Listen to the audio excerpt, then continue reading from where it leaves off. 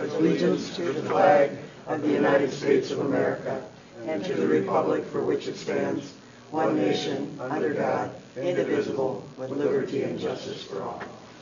Good morning, everyone. First item of business is public comment, where we provide 2 minutes per speaker for 10 minutes total. Is there anyone that wishes to address the county board under public comment for any reason? I have to ask 3 times, so anyone wish to speak to the board? Anyone wish to speak to the board? Hearing none, we'll move on to the approval of county board minutes. I'll move approval of the minutes as presented. Second. We have a motion by Commissioner Jacob and a second by Commissioner Olson to approve the minutes as presented. Any discussion? Hearing none. All those in approval say aye. Aye. All those opposed, same sign. Next item, that carries. Next item is the consent comments. Marie? No. Okay, I would like to pull 5-2, 5-3, 5-4 for separate votes, and some discussion on 5-5, please. Those will be renumbered 601, 602, 603, and 604. Thank you. Any comments? One announcement. Okay. Mr. Olson? Mr. Jacob? Nothing for me. I'll have one announcement. One comment? Okay.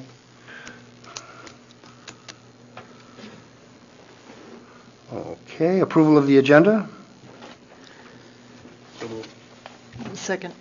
Motion by Commissioner Jacob, seconded by Commissioner Cafesi to approve the agenda as amended. All those in favor say aye. Aye. All those opposed? Motion carries. Agenda is approved. So I'll turn it over to you, Commissioner, excuse me. I'll read the consent agenda into the record. 5.1, appoint Winona County Regional Railroad Authority Board of Commissioners. 5.2, 5.3, 5.4, 5.5 have been removed for discussion under general business. 5.6, confirm payment of disbursements. We have a motion for the approval of consent business. Move to approve consent business as presented. Second. Motion by Commissioner Jacob, seconded by Commissioner Ward to approve the consent agenda as presented. All those in favor say aye. Aye. All those opposed? Motion carries. Next item is 6.1, the approval of the Department Head Association labor agreement for 2017 to 2019. Commissioner Ward? I just staying with my consistency until I have some type of pay for performance factor. I will not approve another contract. Okay. Any other discussion? Do we have a motion for the approval? I'll move approval of 5.2 or 6.01. Second. Motion by Commissioner Jacob, seconded by Commissioner Olson to approve the Department Head Association labor agreement. All those in favor say aye. Aye. All those opposed? Aye. Motion carries with Commissioner Ward voting nay. Item 6.2 is approve the WCHSEA labor agreement for 2017 and 2018. And the same until I see some type of performance improvement. Okay, any further discussion? Could we hear a motion? Move approval. Second. Motion by Commissioner Jacobs, seconded by Commissioner Olson to approve that labor agreement. All those in favor say aye. Aye. All those opposed? Aye. Motion carries with Commissioner Ward voting nay. 6.03, approve 2017-2018 non-union wages. And again, just being consistent. I do want to say Recorder Bob Bamanick did a very nice job, as he usually does, of providing the public and the board with some of his the facts and figures of his job, and that's kind of somewhat what I'm looking for out of everybody's job. So again, until there's a performance element to a contract, I will not approve one. Okay. Any other discussion? If not, Move approval. Second. motion by Commissioner Jacobs, seconded by Commissioner Olson to approve the non-union wages for 2017 and 18. All those in favor, say aye. Aye. All those opposed, Aye. nay. Motion carried with Commissioner Ward voting nay. Next item is 6.04, approve transfer of funds from the Capital Improvements Plan Fund to the General Fund and Community Service Fund as of 12/31/16. That issue is on page 69.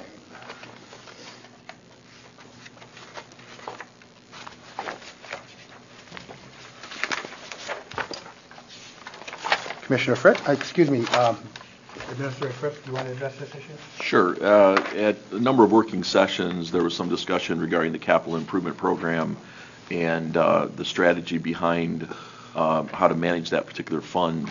The consensus was that the county is on a kind of a pay-as-you-go system, which basically means each year we evaluate the needs of capital improvements and we program those items into the budget with corresponding revenue. There was a balance in the capital improvement fund, which was part of the overall total unrestricted fund reserve. So the roughly $17 or $18 million that we use as the benchmark, the 5/12 of expenses that's based on the on our reserve policy. That money in capital improvement, the money in road and bridge, and the money in the revenue fund all make up that $17 or $18 million. So with that, the recommendation was made by the finance director and myself to move most of the fund balance in the capital improvement fund into either the revenue fund or the community services fund. The community services fund, as you know, ran a deficit last year, and for auditing purposes, we're required to true up the fund to at least a zero balance going into the next year. Otherwise, the auditors end up providing a deficiency note in our management or in our letter.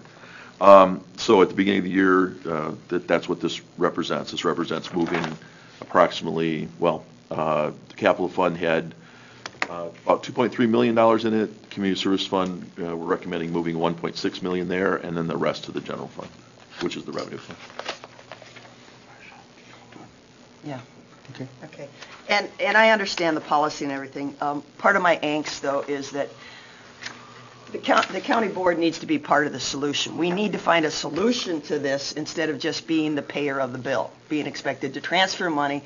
And I understand auditing, and I think it would be eye-opening to our state legislators if every county across the state of Minnesota left it as a deficient, get a report saying it's a deficiency. How much more have we spent than we anticipated spending to really, we have to make the point that we are spending a lot of property taxpayer dollars to cover mandated functions that they oversee.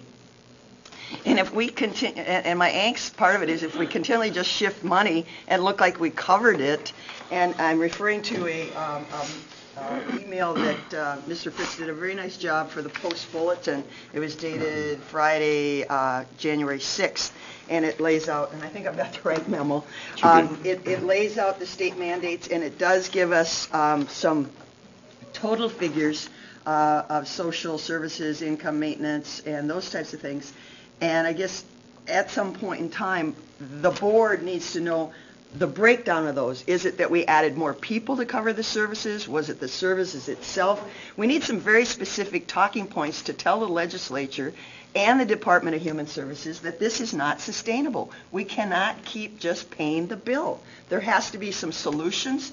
There has to be some changes in funding. And by us just transferring these funds without having a discussion, I think is a disservice to ourselves and to our responsibility of figuring out how to do things better.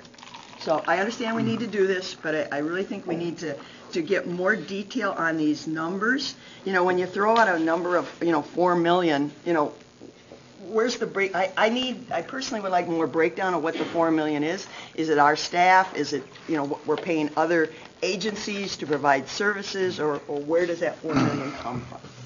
So. County Attorney Sonneman.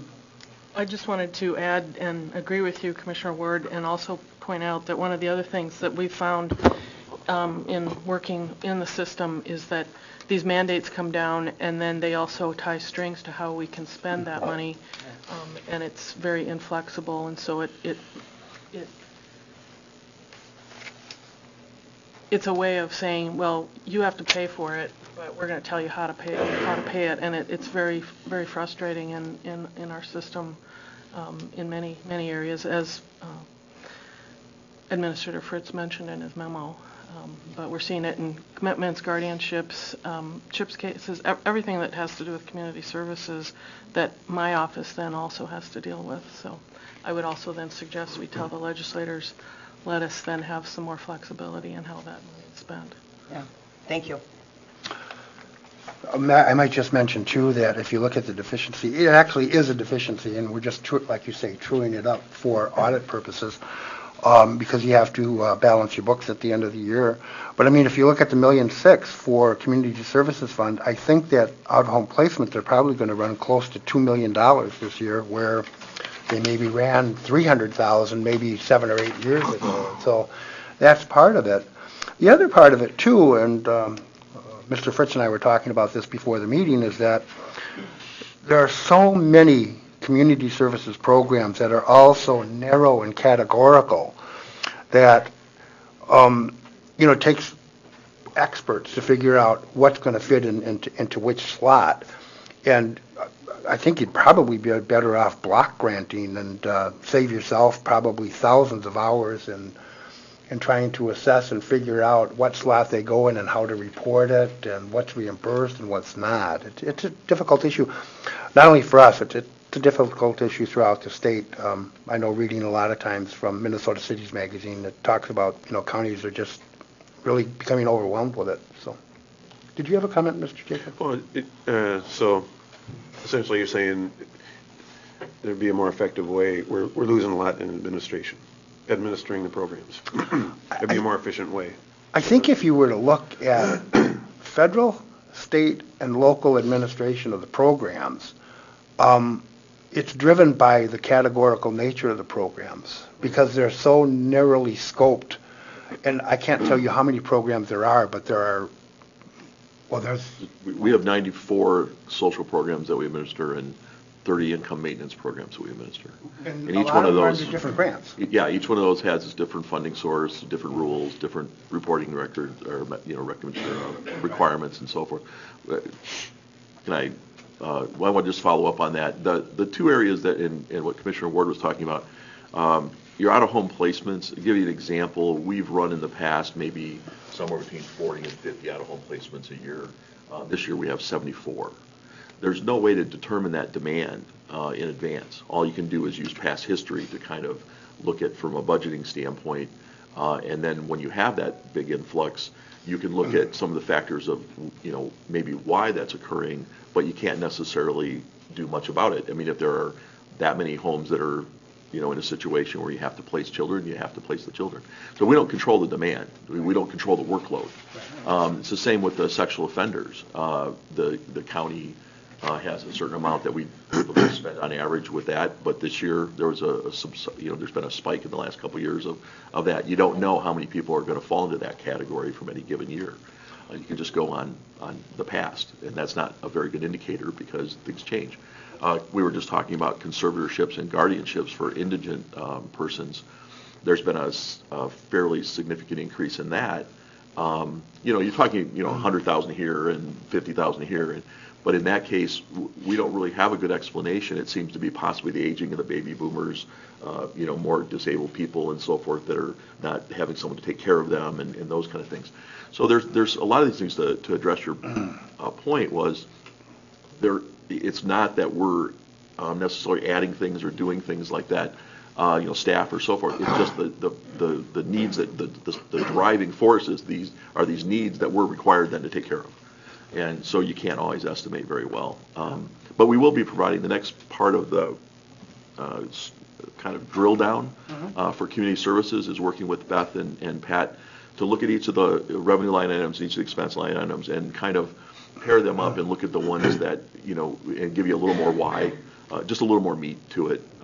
That was prepared as kind of a higher level overview, and hope to share that with the legislators at our legislative meeting and provide some food for thought. So. You mentioned sex offender treatment too. That's a cost that we didn't have several years ago. In fact, it was a state cost, and now I think we're paying 25% of that. Well, it started out 90-10. Right. And then now it's 75-25. Right, Yeah. and that 25% might not seem like much, except for one person in treatment for a year, it's $30,000 for us. is a total cost of, I think, of close to $120,000. I'm pretty sure last year, not 2006, 2015, we spent $263,000 on that program. Right. So those alone more than account for the deficiency. But then again, it rolls downhill, so, and usually ends up in our lap. Commissioner Ward? Yeah. Well, one of the things that contributes is, well, part of it's a philosophical of our society. How many ads do you see on a TV program or a newspaper for assisted livings and things like that? Okay, so our society is we used to take care of our elders and our own kids, and now we've depended on society and other people to take care of some of these things. And right here it says the lack of local options for juvenile detention and treatment. And another part of this is the employment thing. We're talking about jail and all the programs that go along with what Attorney Sonman works with. We have to be very careful because I don't know that we could hire the right staff. They just don't exist, staff to perform these functions. Right now, we got a lack of, locally, I think, have we approved any foster parents? Part of that's part of a problem. A lot of the foster parents are aging out of the system, but to get new people into acting as foster parents, and that's part, and I've heard the state is part of the problem because they're part of the licensure issues and everything. So, I mean, this is a really big moving target. And again, I just can't see the counties, and again, if we left that line, deficient on our audit and let the state legislators see every 87 counties, I'm sure, would have a deficiency on that line. It might, bring home, but when we just balance it, it just looks like, they're doing okay. They've got it figured out, and I don't want to keep telling them we got it figured out at the expense of our property tax dollars. So. Well, that's an interesting point. For out-of-home placements, it's almost all property tax dollars. Yeah. I don't know that there's participation from the state in that at all. There's a very small portion from the feds on a certain program, but 99% of it's ours. So. Any other discussion? Oh, Commissioner Kovesi. Yeah, I just wanted to add one thing too, and I agree with everything that's been said, but also part of it is that the state resources for some of these care services are just not there. We have one ANOCA for severe, and when it's full, and then we end up driving people everywhere. We've driven juveniles, so not only are the costs for the placements more expensive, but our costs and our efficiency, to put somebody on the road, to drive somebody to St. Cloud and then turn around and bring them back, that just that's where the additional expenses come in, and so it makes these programs even more expensive. So there's several issues involved, but one is the state or regional resources for some of these care services. And that goes exactly to what you were talking about, Marcia, with regard to local. Yeah. It's a problem. And our recruitment of those type of people is limited, and the people that want to do that work is limited because of society things. Okay. So, Any other discussion? Commissioner Jacob. Yeah. I think we're on the right track. I know, Jim, you certainly had anxiety about not having enough money in this fund. I think we're doing the right thing by drawing it down, we're keeping a much closer eye on it than what we did 2, 3, 4 years ago. And I'll reiterate what Commissioner Ward said about the letter that our administrator sent to the Post Bulletin to answer those questions. We're getting a lot more focus on this, and I think we'll be more well equipped to answer our representatives when they come before us here in a couple weeks. And clearly, this is one of the top issues. So That's next week, isn't it? Yeah. Next Friday, I think. Friday. Yeah. Any further discussion on this item? If not, would look for a motion to approve the resolution. So moved. Second. Motion by Commissioner Olson, seconded by Commissioner Jacob to adopt the resolution.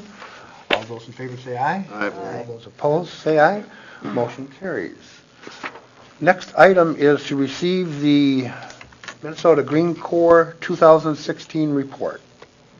Jill Johnson. Hey, good morning. Morning. Morning. Thank you. It's my pleasure to have our Minnesota Green Corps member here, Ben Mump here. He was with us last year, and he's also back for a second term, so that's great. And we also have Chong Bang Shur from the Project Fine, and they're going to give a brief report of some of the work that was done last year.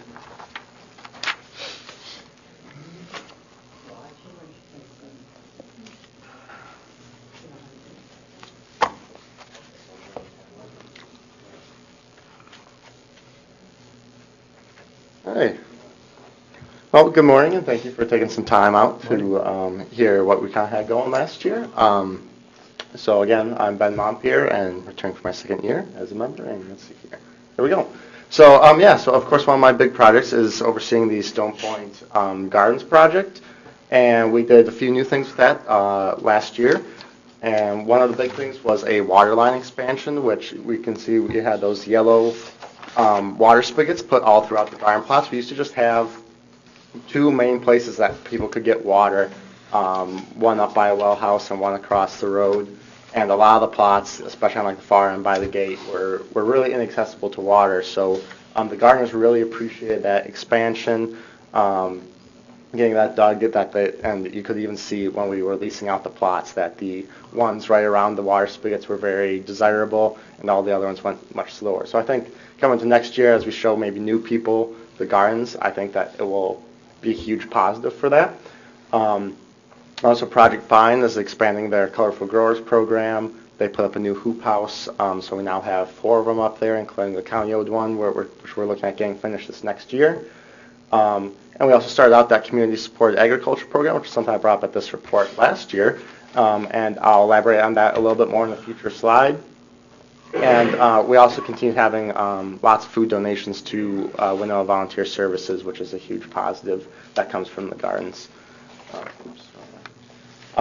So yeah, in 2016 we were happy to say we had over 5,000 pounds of produce donated to Winona Volunteer Services. And one thing I know we're looking at doing this year too is we've heard that sometimes they'll bring things that they have maybe too much of or they can't get through. So we're looking at maybe taking some of that stuff over to like St. Charles, to their hometown resource center as well, to kind of spread around a little bit more, because maybe the volume's a little bit too much for one food shelf, and there's others in the area that could definitely benefit from getting some of these donations as well. And they do lots of great work up there.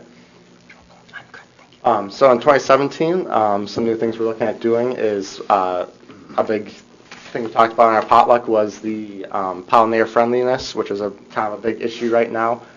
We talked about beekeeping, but that might be kind of a challenge. But one thing we know we for sure could do is maybe just plant some pollinator-friendly plants in unused plots and bring in just more native bees that way. So that might be a cool new thing that we could try out. We're also looking at revamping our compost system. You'll see up there in the pictures, we had our old compost there on the left, which is just kind of they're older crates, they're compost junk and really not active compost piles, which is something we'd like to change to a 3-bin system and really get more education out there to the gardeners so that they're actually using it right. We have kind of, a lot of plant products left on the plots at the end of the year, so we really try and do a lot of outreach. I do a monthly newsletter to them, and we're also looking at doing some good agricultural practices training to really educate them, and also on the compost more so that actually gets utilized and we have active working piles and something good coming out of the waste we have at the end of the year. Then moving on to the St. Charles Farmers Market, which I also oversee. We had a SHIP mini grant awarded in 2016, which brought lots of benefits with that. And we also tried some new things with customer engagement this year. We did a loyalty card system, kind of like a milk card, where you come to the market a certain number of times and return it, and that was just an entrance for a raffle to keep people coming back to the market. And we also did some customer surveys at the end of the year to get some good feedback on what people are coming to the market for. So more on that SHIP mini grant, we were awarded about $1,500, which isn't much, but it's huge for the market. So we were able to do a few things with that. We purchased some materials for the vendors to set up with, some tables, chairs, canopies, things like that. That is really good for some of our newer vendors as they're trying to come, well, I don't have some of the materials. Well, we have some market-owned stuff that they could use. And also some more signage and advertising, which is a huge cost. We operate with a very tiny budget there. We take in pretty minimal vendor fees, so to have that advertising cost covered, we had to run advertisements about 1 or 2 every month, which is huge for just promoting the market. And then we wrapped up again with our end-of-year event of a Fall Fest over there, which is when we did our customer survey and raffled off items from the loyalty cards and the surveys. And the surveys, we got lots of good feedback as far as what people were coming to the market for, and also some just open-ended feedback. Now we're looking at possibly doing a location change, which we're kind of hashing out. And if there's a better location for it, maybe out at City Park, but that's not official yet. And we had put up a lot of decorations around City Hall over there too, which I know the community appreciates, and that's through a St. Charles Lions Club donation that they've done for several years running now, and we wouldn't be able to do a lot of that without that donation, so we always thank them for that. Some more details on the Community Supported Agriculture Program, or the CSA. That we did in conjunction with Project Fine and one of their Hmong growers that actually they garden at the Stone Point Gardens and are a vendor at the St. Charles Farmers Market, so they really are very involved with a lot of these programs. And they're able to offer just 7 shares, so they kept a very small scale to begin with, and it lasted 8 weeks for 8 different deliveries of these baskets. You can see that's one of the deliveries there. So you got a nice little basket. The shares were pretty reasonable, but so far the consensus has been that we're going to try it again this next year and open it up to more shares and possibly multiple seasons worth. So we just did 8 weeks through July and August, and some CSA programs will do it where they'll do like a spring share, summer share, and a fall share. So we're looking at maybe a model like that to do a little bit longer. Yeah, I'm really intrigued by the multiple seasons. I think that would add a lot. Is that using the hoop houses more effectively?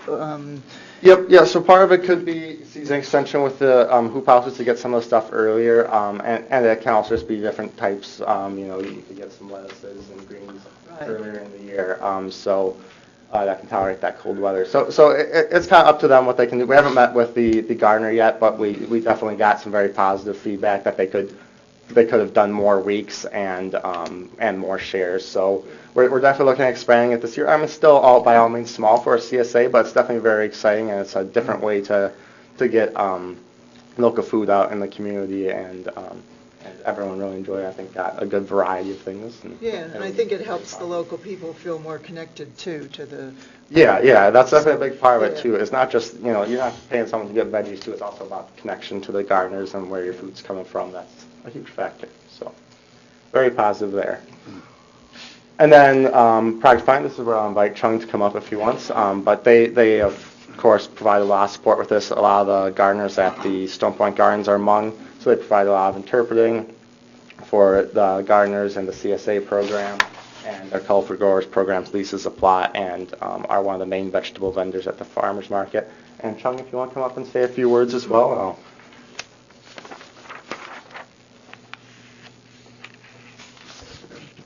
Thanks, Ben. First of all, Project Fine, we want to thank the county commissioners, our county, and it's a wonderful partnership collaboration with Ben and Joe. They have been very wonderful to Project Fine, and especially our growers up there in Stone Point. Before I get into our colorful growers, just on the Hmong growers up there, and they have been very thankful for the garden and also the produce that they harvest. And we, as a county, I think we're moving in the right directions in terms of helping them meeting the gap with the vegetables and fruits. As well, many have said to me that they not only taking it from themselves, but they share with their family members who are in the Twin City area. So in terms of eating healthy and healthy living, we are moving in the right directions, and the Hmong are very happy with that, and I'm glad that they're able to share and what they have extras. In terms of the colorful growers, this year we have a lot of produce that family were able to produce and blanch and then freeze, so they're able to use it for a time like this. So it's been great. We're also thankful for the SHIP grant that we're able to expand a fence by 100 by 100. So we're able to keep large animal and as well as small animal out of the plot. So we had able to do that. And other thing is being able to see parents involved in their children's growing. And we see that this year that they are pumped up, they're ready to go, put up the fence and taking it down. So we were able to work together in that to as children and as parents. So that has been a great improvement, as well as the fruit and vegetables that we harvest. And then like I mentioned, the hoop house, we are very happy with that. Again, there's money that we got from SHIP too. So I think we will be able to extend our growing season this year with the hoop house. And so children are very excited, parents are excited as well. And that the CSA that Ben had just mentioned, I'm just going to echo a little bit about that. That I spoke to the colorful growers and the parents about maybe adding a few more of the people who are interested, and they say yes, they're able to maybe add 2 or 3 more. So we could look at, now we have, like Ben mentioned, we have 7. So we can increase that to maybe 9 and perhaps 10. And so things are working great for us, but we couldn't have done it without Ben, Jill, and you guys. So my report about the colorful growers, that's all I have. Thank you so much. Thank you. Thank you. All right, thank you, Chung, for that background. A couple more things to wrap up here. Also was still working with Farm to School over this last year, and that we were able to facilitate some procurement meetings with local farms and the school districts. They to collaborate with Winona area schools, the Lewis and El Toro School District, and St. Charles Public Schools. So all 3 of those were involved in some of these meetings and some of these discussions that we had about Farm to School and promoting their program.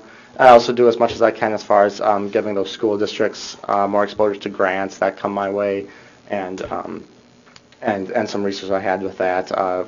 With mentor I actually had for the program, administered one of the grants, so I was able to kind of give them a lot of clarifications as they might have been going through some of those applications themselves, even though they kind of had to go through it themselves. But so that was a big success. I know Lewiston school districts, from one of the meetings we had, did start buying produce. I helped them fulfill a previous grant requirement that they had been awarded the previous year, that they had to add on a certain number of procurements from local farms, and that fulfilled their last requirement, so they were very thankful for that.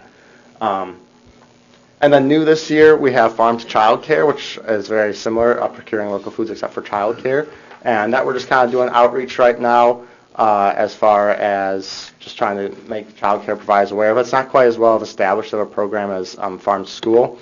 So what I've been doing is I've made contact with a community education coordinator with the school districts, and they were able to get a brochure I made into a conference that they held in November, and so I had over 100 of those brochures go out to child care providers in the region, and an email follow-up to their whole child care provider list. So that was a good outreach to get on everyone's radar, and they're supposed to be having another conference in the winter-springtime here that I can hopefully be a part of that as well, and maybe even go there in person this time and give a presentation on how to get started with farm to child care and really start promoting more of these farm to table programs. So that's kind of been a new thing that's been fun to try and get out there as well. And with that, I just want to say thank you for supporting the program again. And yeah. I have a question. I really appreciate this program. I know that the people that worked on the Hunger Task Force, the Minnesota Food Charter, these were all very high objectives, year-round, more seasonal fruit, using the schools and all of that. I did have a question. When you talked about collaborating with the public schools, are you able to use the kitchens, the school kitchens, for some of the freezing and canning possibilities? Or I just wondered if that actually clicked in. Like with the extra produce, and if people want to blanch it or freeze it or can it? That's not quite a relationship we've had because the community gardens and schools, I guess, are still kind of a little more separate. I guess we don't have that relationship Okay, that's all right. to I really just use their was facilities, curious. and I think they kind of focus on themselves. I know they'd certainly like to, but I think a lot of them are limited. Yeah, as that is. really helps extend the growing seasons. So if people need help on that, that might be another direction. And I just wanted to point out that the SHIP grants are out again, the call Yes. for grants. Yep, just And got that email. Obviously, you've been very wise users for that resource, so I don't know if you're going to apply again or whatever, but you've sure made the money stretch far, so I really appreciate this Yeah. program. Yeah, even though it's limited funds, it really has taken us a long ways. And yep, me and Jill made a meeting this morning to discuss what we're going to possibly explore with that this afternoon. That's so. what it's for. Yep. So, yeah. Commissioner Ward. I do have a question. I know Yeah. your day is only so long. Do you have, you mentioned the need for watering, and I do garden, and some of my plants just have to make it. I don't water them, and some do. So have you made a connection with like the University of Minnesota?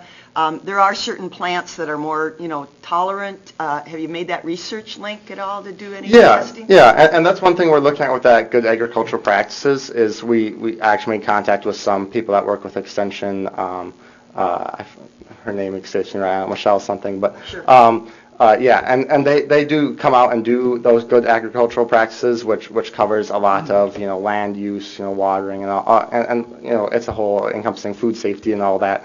So That connection. yeah, so we have made that connection and try and do that. And the water being available too, even though some plants don't necessarily need the water or they can make it through the season without. It also actually another big part of feedback we get is it's really good for washing the vegetables too right away, which that can be I think definitely a big thing, and especially the people that donate. They really appreciate being able to wash it before they bring it to a food shelf, and that's just one less thing for them to do. So I know that they said they got really good. So that's another great use of the water that Presentation is, Yep. yes. A clean carrot looks much better than a dirt. Yes, yeah. All right, thank you for making that Thank connection. you. Commissioner Jacob. Yeah, I'd certainly like to take the opportunity to thank Green Corps, Project Fine, and the county board. It wasn't that many years ago where we really weren't involved with the Resource Center up there in St. Charles, and I think it's easy for community to sometimes focus on areas where there's controversy in the county, but this is an area where Winona Volunteer Services, Green Corps, Project Fine, County Board, facilitating volunteer work, facilitating donations. This is a real success story, and we should be proud of it. The community should be proud of it. There's a lot of good work being done. So, I thank agree. you. Great job. Thank you so much. All right, yeah, thank you. County Attorney Sonneman, you got a comment? My turn? Yes. I thought we already went around. Okay. Yes, let me just get my little thing up here. I just wanted to announce that CJCC, or the Criminal Justice Coordinating Council, and the League of Women Voters were co-sponsoring again our elected public officials forum on January 21st, which will be at the History Center like we've always had it. It's a great place there. The Wannock Hall from 9 to 11. It's a Saturday. This is inviting all the public officials from the area of Winona County. So it's legislators, judges, local officials. And it'll be right after the board's meeting with the legislators on Friday, so you'll have a second chance to talk with them. And then at 11, we've arranged for a demonstration of the video conferencing component of the Justice Mental Health Grant that we're in the process of implementing, and that's called video, but it's kind of I think, Ken, you had a good term, e-justice or something? Or Telejustice? Yeah, telejustice. Yeah. So that we've got that, we're going to have that set up right after that meeting at the History Center as well. And John Goodman, who's spearheading that part of it, is going to try to set up a remote in the Houston County Jail and some other areas where we can see how that works. So speaking of trying to save some money on transport and things like that. Exactly. Thank you. Motion to adjourn? I move to adjourn. Second. We have a motion by Commissioner Kovesi and seconded by Commissioner Jacob to adjourn. All those in favor say aye. Aye. Those opposed? I think it was Olson. Oh, did you second that? I thought I did. Yeah. Okay, yeah. It was Commissioner Jacob. Greg seconded it. All those in favor say aye again. Aye. All those opposed? We are adjourned, and we will go into the Winona County Regional Railroad Authority meeting. Call the meeting to order. First item of business is the election of officers for 2017. Open nominations for chair. Commissioner Ward? I would move that we, the ballot suggested to us, I move that we move that ballot forward as Commissioner Pomeroy as chair, Commissioner Kovesi as vice chair, and myself, Commissioner Ward, as secretary treasurer for 2017. I'll second that. Motion made by Commissioner Ward to approve all three of those positions for the folks so noted. And that was seconded by Commissioner Jacob. Any discussion? Hearing none. All those in favor say aye. Aye. Those opposed? Motion carried. Now it's appropriate time to approve the agenda. Shouldn't be too tough. Changes? Any No changes? changes. I'd move to approve the agenda. Second. Motion made by Commissioner Ward, seconded by Commissioner Olson to approve the agenda. All those in favor say aye. Aye. All those opposed? The agenda is approved. Next item is the approval of minutes of the you want to do both minutes at the same time? Sure. Approval of the January 12th and February 9th, 2016 minutes. Move for approval? Second. Motion made by Commissioner Olson, seconded by Commissioner Jovesi. Jacob to approve that. All those in favor say aye. Aye. All those opposed? Motion carries. Let's see here. Appoint 2017 member and alternate to the Joint Powers Board of the Minnesota High-Speed Rail Commission.